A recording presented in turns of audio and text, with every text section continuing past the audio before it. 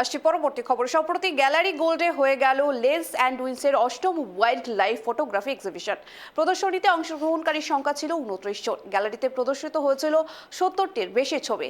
আর সেই প্রদর্শনীর সাক্ষী থাকলো কেটিভি বাংলা। দেখব 2016 সালে দুই বন্ধুর হাত ধরেই শুরু হয়েছিল লেন্স অ্যান্ড উইংসের পথ চলা। সম্প্রতি গ্যালারি গোল্ডে হয়ে গেল লেন্স অ্যান্ড উইংসের অষ্টম ওয়াইল্ড লাইফ ফটোগ্রাফি এক্সিবিশনে বাঘের অভিসারের ছবি থেকে শুরু করে পেঙ্গুইনের বাচ্চা প্রসবের ছবি সমস্তটাই উঠে এলো ছবির ফ্রেমে। আমরা রয়েছি এই মুহূর্তে গ্যালারি গোল্ডের সামনে, যেখানে চলছে একটি wild life photography exhibition lens and wings, এবং যার অন্যতম গুরুত্বপূর্ণ সদস্য দীপাঞ্জন ভট্টাচার্য অর্থাৎ জ্যাকদা। এবং জ্যাকদার ওয়াইল্ড লাইফ ফটোগ্রাফির প্রতি যে ভালোবাসা, সেই সম্পর্কে আপনারা হয়তো অনেকেই জানেন। তবে এখানে শুধুমাত্র যে জ্যাকদার ছবি রয়েছে তা নয়, আরও অন্যান্য পার্টিসিপেন্টস রয়েছেন, এবং প্রত্যেকটা ছবি অসাধারণ, এবং প্রত্যেকটা ছবির পেছনে রয়েছে আলাদা আলাদা গল্প, এবং প্রত্যেকটা গল্পই অত্যন্ত ভয়ঙ্কর সুন্দর আমরা বলতে পারি। আর সেই ভয়ঙ্কর সুন্দরের গল্পগুলোই আমরা শুনে নেব যারা তুলেছেন এই সুন্দর ছবিগুলো তাদের কাছ থেকে। চায়ের দোকানে আমাদের দুই বন্ধু, আমরা এটা আমাদের মাথায় আসে। লেন্স মানে ক্যামেরার লেন্স বা ছবির লেন্স এই হিসেবে ধরা হয়, আর উইংস মানে বেড়াতে যাওয়া আর পাখির ডানা, এই হিসেবে লেন্স অ্যান্ড উইংস। তো এই দিয়ে শুরু হয়েছিল চলাটা 2016-তে। 2 জন 3 জন 4 জন করতে করতে আমরা আস্তে আস্তে জিনিসটাকে বড় হয়। প্রচণ্ড আমরা একটা পারিবারিক যেভাবে পরিবারের মধ্যে আমরা যেভাবে চলি ওইভাবে চলি আমরা। এবং এখানে খুব প্যাশনেট ফটোগ্রাফার্স আছে অন ওয়াইল্ড লাইফ। ডেডিকেশনটা তো আছেই, কিন্তু প্যাশনেট মানে প্রচণ্ড প্যাশন, মানে একটা পার্টিকুলার মোমেন্টের জন্য হয়তো ঘন্টার পর ঘন্টা কি বসে থাকা, কাজ ফেলে। সেইটা দেখে আমাদের সবার মধ্যে এটা আছে যে আমরা যখন ফটোগ্রাফি করতে যাব আমরা সত্যি সত্যি ওই মুহূর্তটাকে তুলে আনবো। এবং যদি আপনি প্রত্যেকটা ক্যাপশনে দাঁড়িয়ে পড়েন, প্রত্যেকটা ক্যাপশনে একটা স্টোরি আছে। যে স্টোরিগুলো যে তুলেছে সে বলবে যখন, তার মধ্যে একটা অদ্ভুত মানে আনন্দ হয়। তো আমরা লেন্স অ্যান্ড উইংস সেই প্ল্যাটফর্মটা দিয়েছি সবাইকে, যাতে সবাই ছবি তুলে এসে একটা জায়গা পায়। শুধু দেখানোই না, আবার গল্প বলা, শেয়ার করা, এই জায়গাটা তো কমে যাচ্ছে। তো সেই অর্থে লেন্স অ্যান্ড উইংস এইভাবেই শুরু হয়েছিল। এখন 10 বছরে অষ্টম এক্সিবিশন।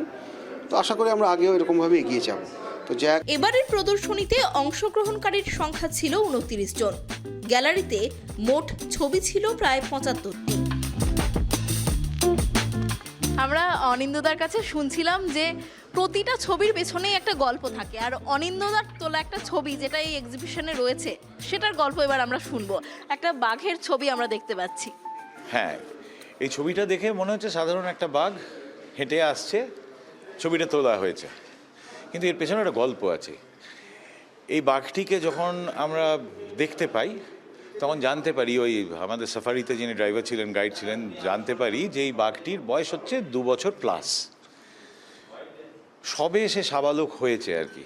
এবার বাঘেদের একটা বিষয় রয়েছে, বড় হয়ে গেলে তারা তাদের ফ্যামিলি ছেড়ে আলাদা নিজস্ব টেরিটরি তৈরি করে, হয় মা তাড়িয়ে দেয়, নয় সে নিজেই চলে যায়। তো এটি এরকমই একটি বাঘ। তো আরেকটি গল্প শুনেছি এবার, সেটি হচ্ছে বাঘ যখন সাবালকত্ব প্রাপ্ত হয় তার জন্যে নাকি তাকে একটা সজারু শিকার করে প্রমাণ করতে হয়, শোনা কথা এটা যদি। তো ইনিও সেরকম একটি সজারু শিকার করেছিলেন। দেখে আপাতত বোঝা যাচ্ছে না, একটু যদি কাছে আসেন বুঝতে পারবেন এর গোঁপের আড়ালে কিন্তু এখানে একটা কাঠি মতো দেখা যাচ্ছে। এটি হচ্ছে এটি সজারুর কাঁটা।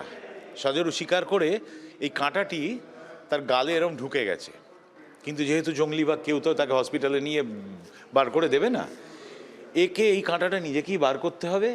হয় প্রকৃতির নিয়মে কাঁটাটা বেরিয়ে যাবে, নালে নিজেই কোনো কায়দা কানুন করে বার করবে, বেঁচে থাকতে হবে।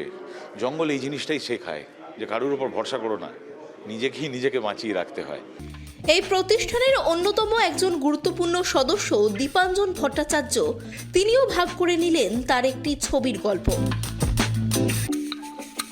সুন্দরবনে মানে সাফারি শেষ করে বোট ফিরে আসছে রিসর্টের দিকে, তখন সানসেট হচ্ছে সেই সময়। তো তখন চোখে পড়ে যে গাছের ওপর এরকম পাখি রয়েছে, কিন্তু মানে এই পাখি যে একদম সূর্যের এগেনস্টে আমরা এইভাবে পাবো সেরকম কিছু না। তো তখন সে বোর্ড ঘুরিয়ে প্রচুর কেরামতি করে একটা পজিশন তৈরি করে তারপরে গিয়ে ছবিটা তোলা হয়েছিল। লেন্স অ্যান্ড উইংসের আর এক সদস্য ডক্টর বিশ্বরূপ লাহিড়ী শোনালেন জিরাফের জল খাওয়ার গল্প। এটা আমি আফ্রিকায় নামিবিয়াতে তুলেছি, ইটোসা ন্যাশনাল পার্কে। তো আমরা যাচ্ছি সাফারি করে, হঠাৎ দেখে একটা জলাশয়ের কাছে জিরাফ জল খাচ্ছে। তো ওর এই অদ্ভুত ভঙ্গিটা, পশ্চারটা দেখে জিজ্ঞেস করলাম এরমভাবে কেন খাচ্ছে। দেখবেন ও 4 পায়ে দাঁড়িয়ে আছে ঠিকই, কিন্তু সামনের দিকের পাটা ছড়ানো। মানে ও নর্মালি যেরকম 4 পায়ে দাঁড়িয়ে তুলবে তা নয়। তার কারণ হচ্ছে জিরাফের খুব লম্বা গলা, নেকটা। তো ও যদি 4 পায়ে থেকে ঘাড় ঘুরিয়ে খায়, তাহলে ওর মাথায় এই পুরো লম্বা নেকের যে ব্লাড কলাম, সেই প্রেশারটা চলে যাবে, আর হঠাৎ করে মাথার ভেতরে ব্লাড প্রেশার ভীষণ বেড়ে যাবে এবং তাতে ব্লিডিং হওয়ার সম্ভাবনা থাকে।